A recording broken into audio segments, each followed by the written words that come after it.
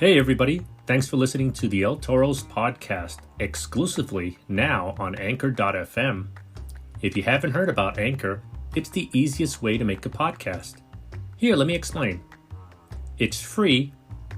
There's creation tools that allow you to record and edit your podcast right from your phone or computer.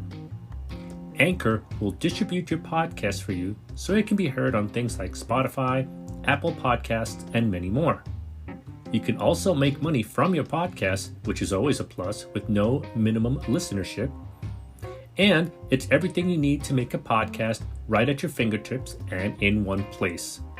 I can't believe it took me this long to switch over to Anchor.fm, but I couldn't be happier now. So, get yourself started and download the free Anchor app now, or go to Anchor.fm to get started.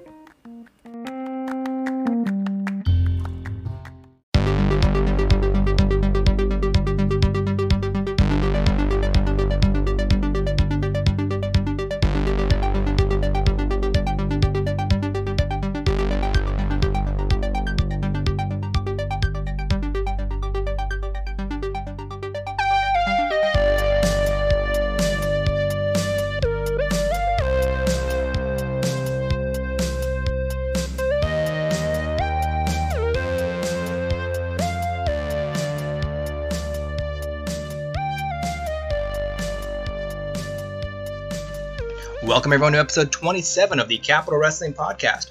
I'm your host, Sean O'Brien. You can catch us here every Wednesday afternoon at irwnetwork.com and also soundcloud.com/LTorsPodcast. You can follow us on Twitter at Capital Wrestling without the G. Follow me on Twitter at Sean Neutron. You can catch us live every Monday at 6:05 at gfqlive.tv. Also, we're on replays, we're on PivotShare and right here at irwnetwork.com. Now, if you want to get some Capital Wrestling merchandise, go to whatamaneuver.com and prowrestlingtees.com. And if you want to purchase tickets for our upcoming show on October 14th, return to Hoboken, New Jersey, you can go to capitalwrestling.com and get them there. Plenty of great options available, not just tickets, but also ticket packages, merchandise, all the meet and greets with all the talented stars from Capital Wrestling. The doors are going to open at 7 p.m. that night. The bell time is 8 p.m. And it's going to be at 301 Garden Street in Hoboken, New Jersey. And the thing that's headlining October 14th is the crowning of the first ever wrestling champion and a double main event with Logan East Monroe facing Sonny Kiss. You're going to have Anthony Gangone taking on the Bad Apple Matt McIntosh.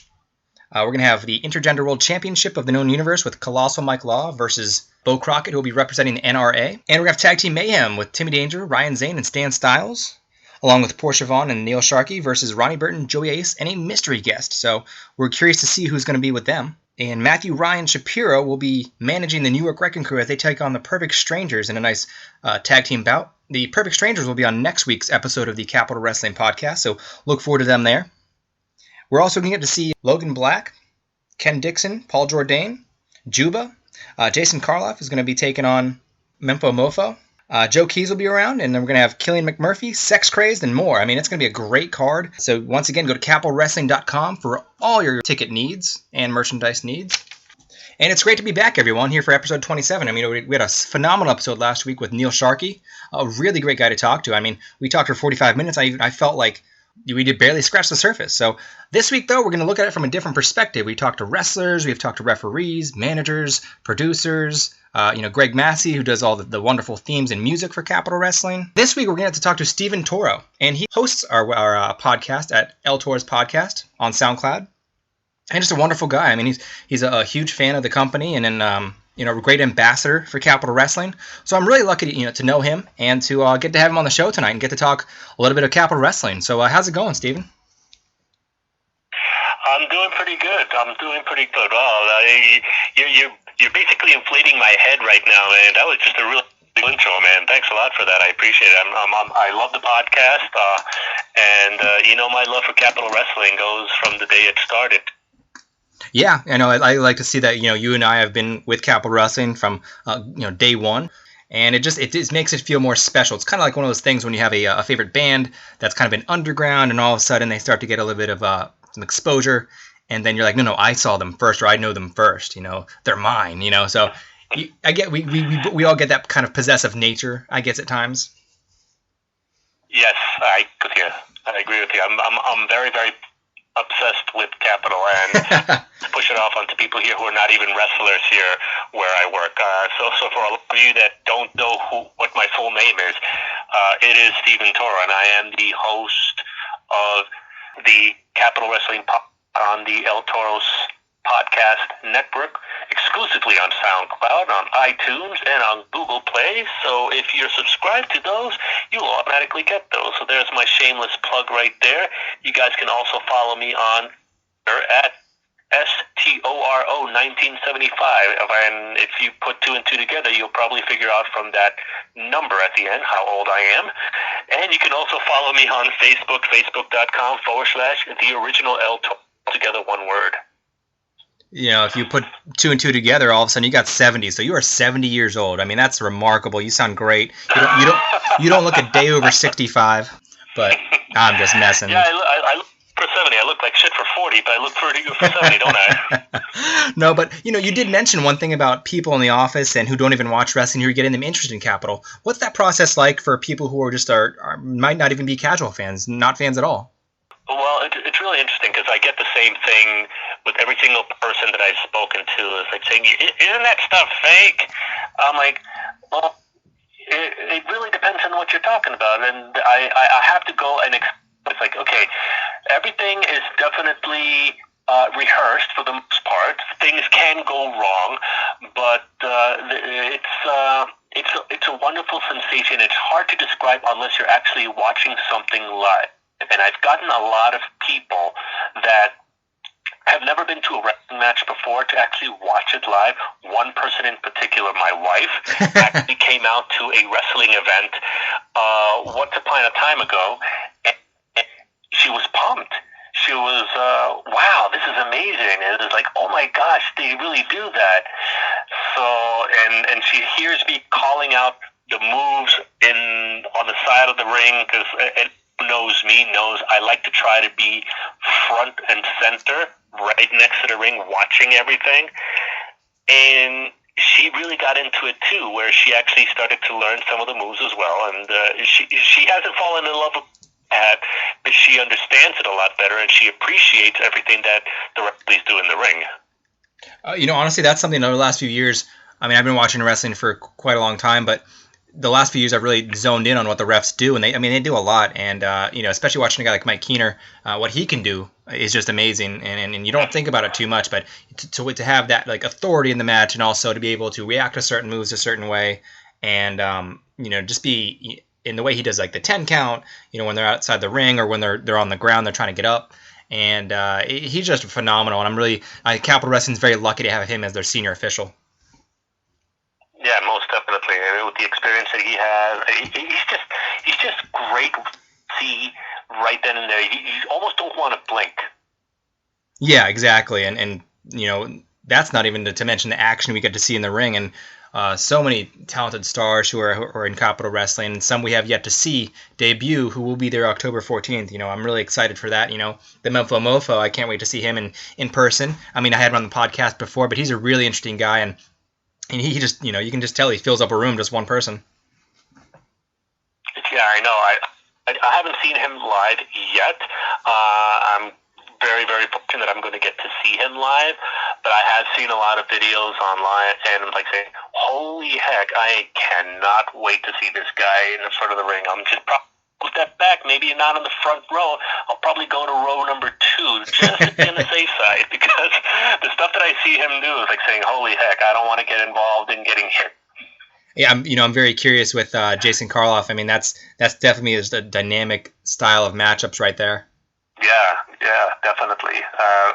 Another gentleman who I'm looking forward to seeing as well, Jason. Yeah. I want to really see in person the cold hand of fear and what it's all about. Because it's one thing seeing it online. It's a different thing to actually experiencing it right there in person. I don't want to get the cold hand of fear. I just want to see what happens to who gets the cold hand of fear, just so it's clear. So were you there for the show when he fought Logan? I actually saw it on the Capital Wrestling show. I was there for that one. Oh, okay, yeah, that was one of those days. I think I had like family out from out of town, and I had to. Family always comes first, so I had to take care of that. But I did get to see it when it aired, and I was wow. You know how it is when you're actually watching something online or like from your phone. It's not the same as actually being there in person. Like you could see a shooting star press done to death on TV and YouTube, put it on repeat, magnify it. But when you see a shooting star right there in person, it's completely a different story. It definitely shows you the athleticism, the precision. I mean, yeah, there's a bunch of guys who can do a shooting star press, but how many of them can do it accurately and not hurt the other guy and not hurt themselves? Exactly. I mean, that family thing, that pesky family thing gets in the way sometimes, but hey, more power to you for, being able to be there for them. I mean, that was a really fun show. That was, one of the second show in the Cathedral. And now we've switched to the Hope's Community Center in Hoboken, New Jersey. What were your thoughts on the Hope's Community Center and their debut at the last show? Well, I was there for the debut of that show, and I got to tell you, the energy in that, you can feel it. You can feel the energy. Not like they couldn't feel it at the Cathedral Hall, but for some reason, this one it just felt right. It just felt perfect for some odd reason, and it playing. Mm-hmm. Yeah, I think it felt, I guess, a little bit more intimate since the space is a little bit smaller. Obviously, the Cathedral allowed for great, pictures and just imagery, and the acoustics were a little bit wonky at times, and through no fault of anyone there, it's just the way a cathedral is. That's how it's going to be, and obviously they had the first show with the temperature issues, and the Hope's actually when we walked in the community center the last time, it was actually the air conditioning wasn't on, so they were trying to figure that out at first. Yeah, it was kind of funny. I was actually I was there early for the first show at Cathedral Hall, and there was a couple of the wrestlers. One of them was I've known him from other promotions, Jeff Cannonball, and he and I were actually talking, and it was really funny. The whole conversation that took place between the two of us, and just like, actually training this cold. What's going on here? This is ridiculous. It was hilarious, and I heard the same thing from every single person who actually was there. I wouldn't be surprised if you could have seen some guys wearing North Faces or not taking their shirts off. I'd be like, I don't blame you, man. Go for it. I mean, yeah, no, definitely do it. Definitely do it. This place is going to be wonderful. I love this. I love this new location, and I think big things continuing to happen at this new location in Hoboken. Yeah, I mean, they had the projector screen going on and everything, and you had just a different layout. I think next time the ring's going to be a little bit closer to the stage, so that way we might be able to see moves from the stage into the ring and vice versa, potentially. All the things that open up and how creative all these wrestlers can get. So, but I can't wait for that return, and we have a lot to get to in terms of the card and stuff. But before we get to that, just what are some of the moments or matches to you that stand out about Capital Wrestling so far? Well, one of the two big ones that really stands out actually took place in our first show in Hoboken. If Sonny Kiss lost, Sonny Kiss would no longer be in Capital. Remember that match? Yep. The Squared Circle Sound Off proudly sponsored it. I got so emotional for that because I've seen Sonny Kiss also in several other promotions, and I got the honor in meeting Sonny Kiss, a wonderful human being, and this person has incredible athletic ability that I really wanted to keep seeing in Capital Wrestling. I did not want him to leave, so I was really emotional at the end of that match. And the other match, obviously, is Jeff Cannonball finally getting the final victory. And I thought that was awesome.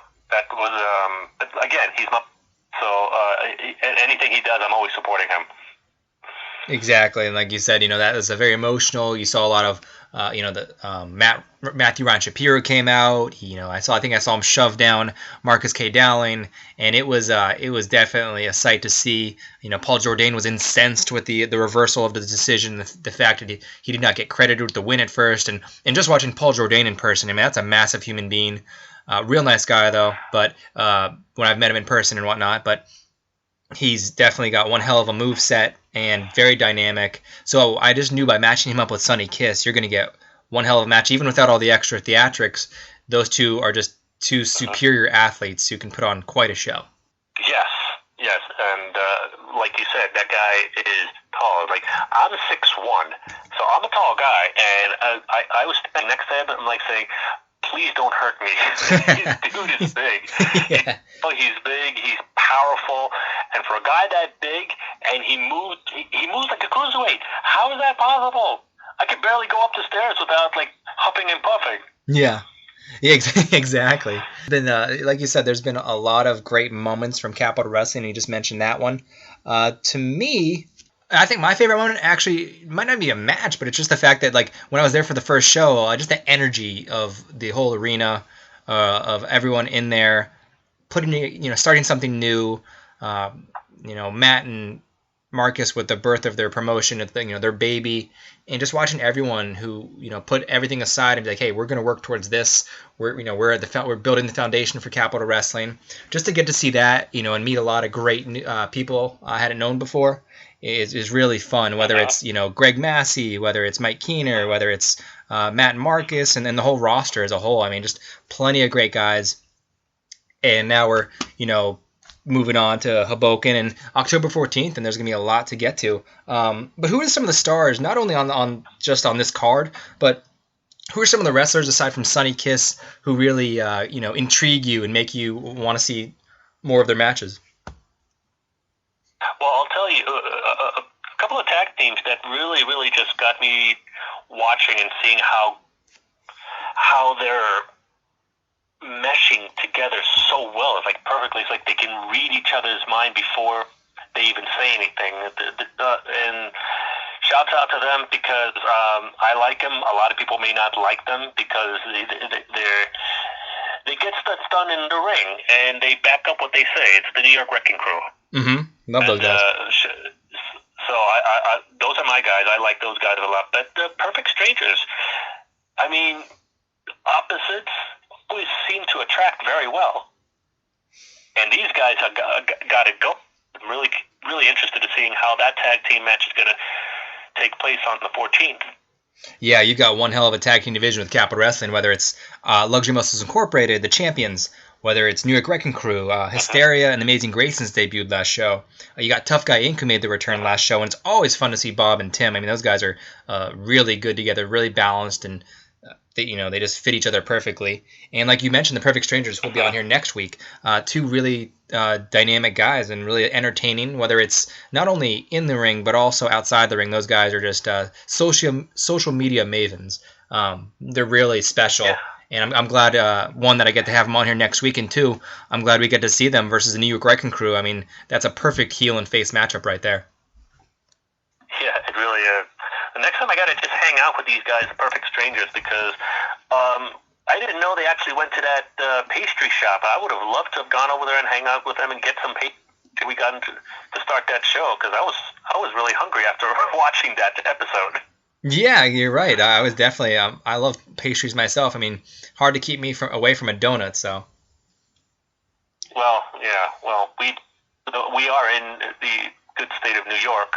In my particular case, and you can't stop one corner here, particularly where I work around this area, without hitting a Dunkin' Donuts or a Tim Hortons, one or the other. Yeah, very, very true. I mean, so I guess I'd be in trouble if I lived where you did. Yeah, you pretty much, because there's a nice Dunkin' Donuts about two-minute walk up by me, so yeah. Also, another side note, with that Karloff and Mofo match, the two of them are both students of Taz, so it's going to be really cool to see the fact that two guys who studied under Taz around the same time, face each other and see, who has the advantage. Oh my gosh, I totally forgot about that. That you're absolutely right. Wow, that's going to be a really, really good match. So now I really have to make sure I'm in that front row, man. I have no choice. I have to be in that front row to see that match. And another, great guy we have in the card versus Bo Crockett. the intergender world champion of the known universe, Colossal Mike Law. I mean, one of the biggest people, one of the most largest human beings you'll ever see, versus Bo Crockett, and he's representing NRA. While Preston Quinn might not be around this time around, Bo Crockett will be there. And him and the Mofo will be proudly representing the NRA. And those two, I think, two veterans in the business, Bo and Mike, are really going to get together to put something special. Yeah, no, I see something really, really amazing going to happen in this match. Although I'm not sure. I mean, it's like you can't defeat the awesomeness of Mike. I mean, he is the intergender world championship of the universe, of the known universes. So I don't know. We'll see how well that goes. But shouts out to Mike Law, because I'm glad that he's doing a heck of a lot better than that huge scare that took place in our previous show. Yeah, right after the match, he was up celebrating, and the next thing you knew, he was on the mat. So once again, it was good to see that he was okay. Not too long afterwards, it wasn't something that was prolonged. He had a hell of a match with Matt McIntosh, and Matt McIntosh made his debut, and it was just fun to get to see those two go at it. Pretty competitive matchup. And then Bo, I mean, he had his win versus Smiley, and he ended things with that spear. So Mike Law's going to have to watch out for that spear coming up. Yep, definitely. That's going to be a lot of these matches on the 14th are like stellar matches to really be glued to and watch. I mean, and I'm not just saying that because I'm being biased, even though I might be, but all the matches that we have in Capital Wrestling, they're like 5-star matches. For the most part, they are all 5-star matches because you actually see professional wrestling at its finest. And you don't get to see that anymore. So I'm really happy about this. And I'm really happy about how the turnout has been with Capital Wrestling so far. Mm-hmm. I mean, a big shout out to Susie, who does the graphics for Capital Wrestling. Yeah, every time each poster, I've gotten, with exception to the shows that I haven't been there, I've bought every single poster because they're just absolutely phenomenal. And I have that first poster framed in my office, so it's great to have that above me as I do the Capital Wrestling podcast. Mm-hmm. Yeah. And we look at that, and you mentioned how we get some classic, wrestling, very competitive styles. One match that I'm really excited that the Squared Circle Sound Off will be sponsoring is Anthony Gangoon versus Matt McIntosh. You got the Rogue versus the Bad Apple, and Matt might be coming off that loss versus Mike in a very competitive matchup, but Anthony's coming off a win versus MJF, and MJF thinks he's better than everyone. So I guess to get a win over him means Anthony Gangoon is better than everyone. So what do you think? What do you expect from that upcoming matchup?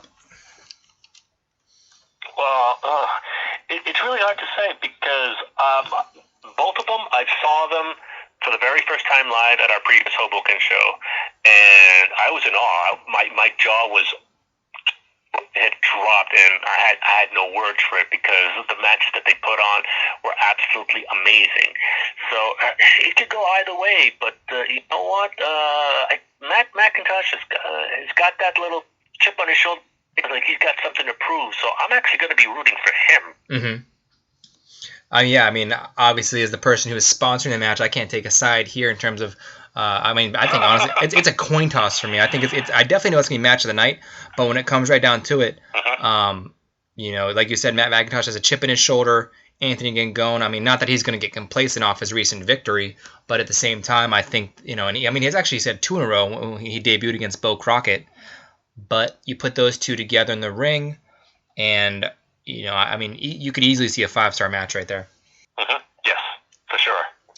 Now, if Anthony Gangoon wins this matchup, I mean, a guy who's got 3 wins in a row, I mean, you've got to think that puts him in the talk of a potential capital champion.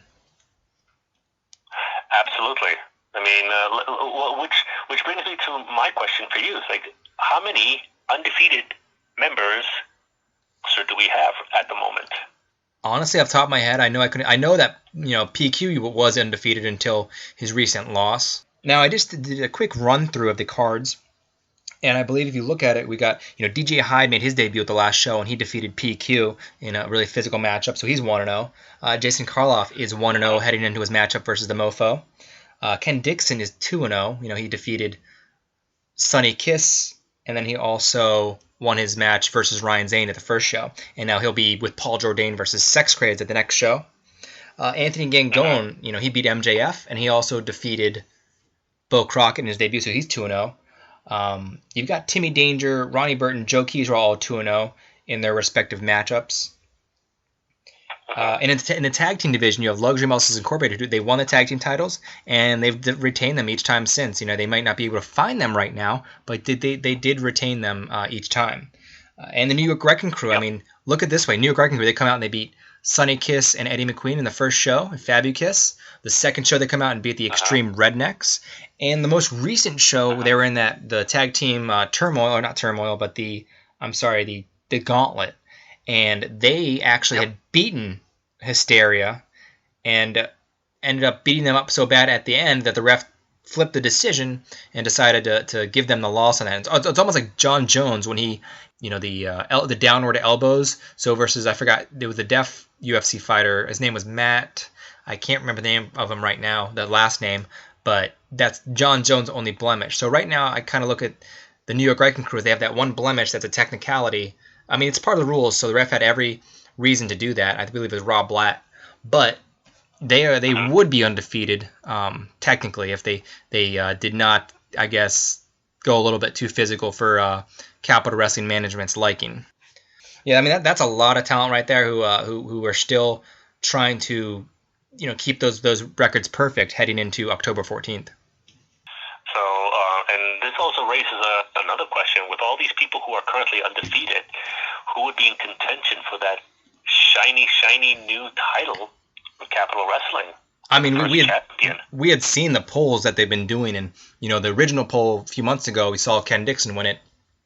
We saw people like Sonny Kiss up there, people like Mike Law up there, PQ, Anthony Gangone. They're all in discussion. Now, it says the crowning of the first ever wrestling champion. There is no officially announced match for it. There's no official announcement on how they're going to go about doing that. All we know is to expect that they will be naming the champion. Who knows if they decide to do a tournament? Who knows if they decide to do whatever it may be? That's where I'm on the edge of my seat wondering, who and how. Yeah, who and how. Well, so that this is going to be the first one, because if there was some sort of like a key to the kingdom, money in the bank type thing, and I actually had that, I would cash that in and I would with that belt away. Run for my... They'll probably catch me and powerbomb me through the front seats. Yeah, no, I think that it's just an exciting time for Capital Wrestling. A lot going on in their upcoming show.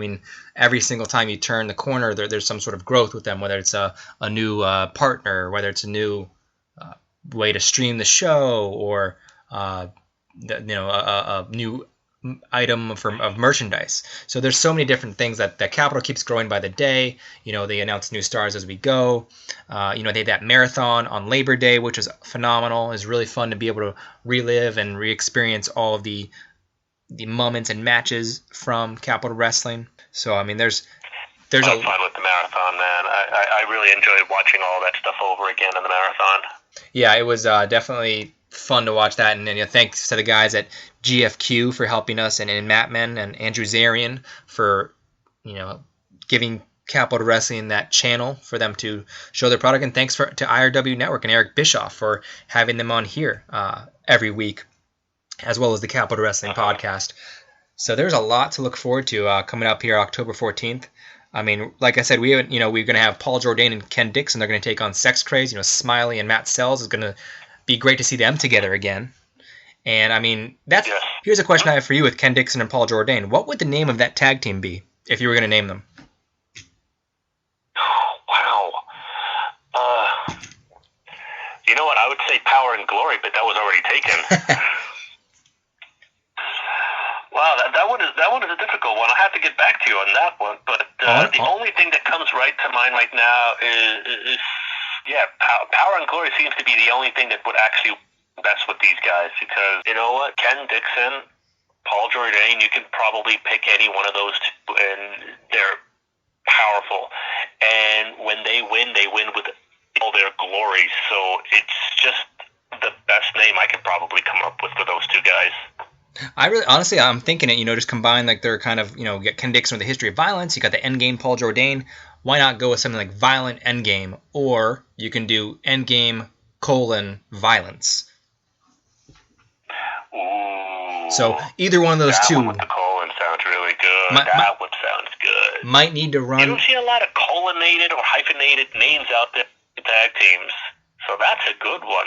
I might need to run a poll on Twitter or Facebook to see if we can get an official name, because I pride myself on my wit and then thinking of whether it's a pun or whether it's a creative name or whatever it is.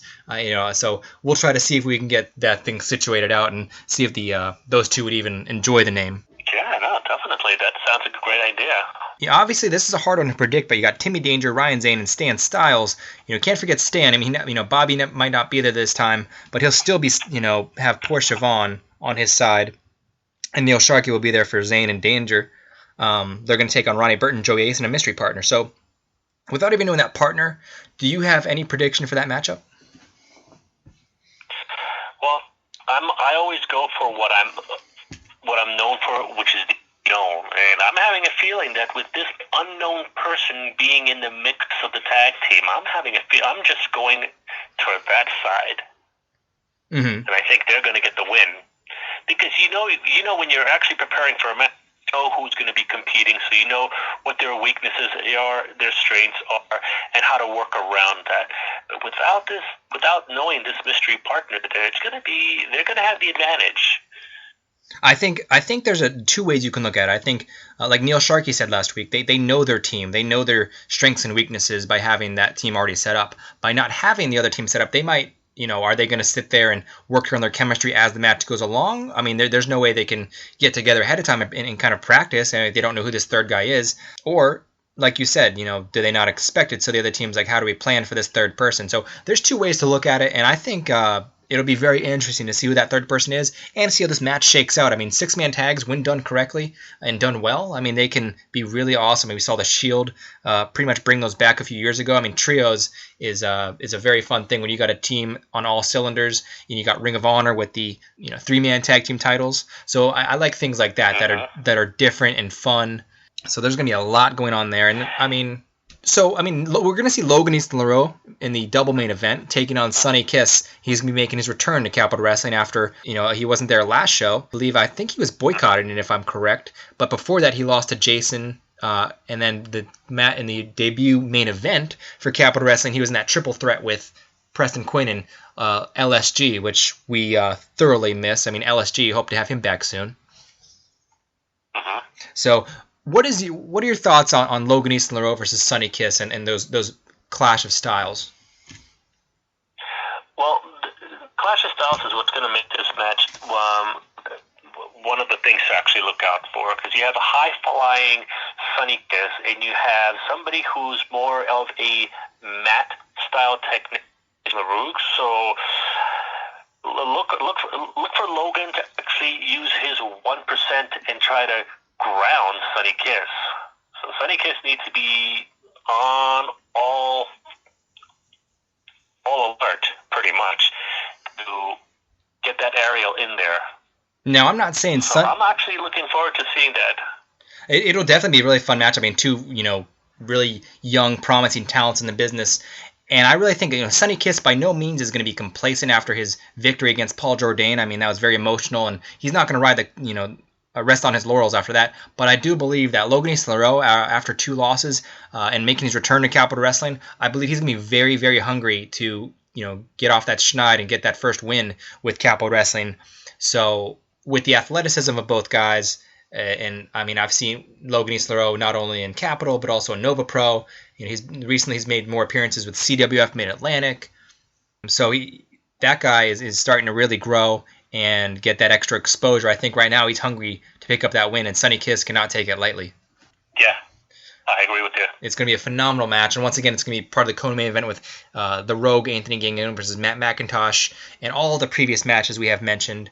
We cannot wait to see them October 14th at 301 Garden Street from the Hopes Community Center in Hoboken, New Jersey. The doors open at 7 p.m. The bell time is 8 p.m. You can get your tickets and ticket packages at capitalwrestling.com and also go there for plenty of other information. Now, Steven, I want to thank you once again for coming on this week's Capital Wrestling podcast. It was great to have you on here and to talk all sorts of things, and we'd love to have you on here again. Yeah, I appreciate it, man. This is very humbling to actually be interviewed on a podcast, and from nobody but other than a really good friend of mine. So I really appreciate. I really do look forward to coming back, because I only think we've just scratched the surface.